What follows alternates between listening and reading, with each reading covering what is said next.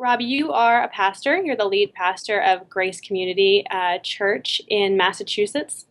And so when you are talking with and reaching out to people who maybe aren't as familiar with church or not really into the whole God scene or are just not really involved in Christian culture, but maybe still interested, do you find that being a pastor is, when you tell people that you're a pastor, is it an impediment or does it help facilitate that discussion?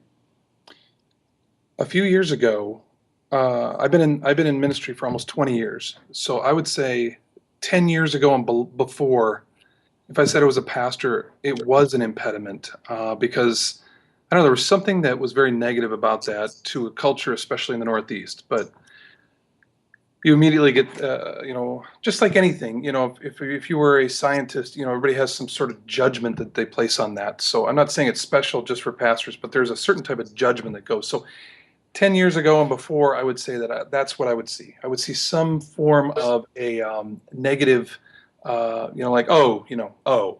And, but what I'm encountering in these last 10 years is that people are incredibly interested in God, but they have no idea what to do about it. So maybe 10 years and before, people were extrapolating themselves out of church, but I'm finding now people now are, since they're not going to church, they have nothing.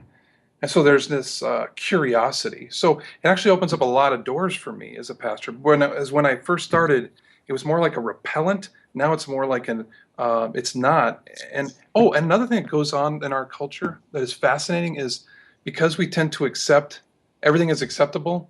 So if I said I believe in God, people generally have to say, well, I respect that. Even if they don't, they still say it. And so I find that the impediment is not there because people immediately know it's not kosher to just to quickly criticize.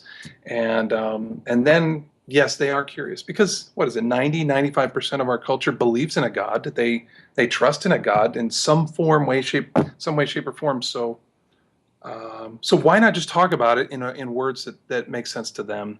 Because I know they're curious.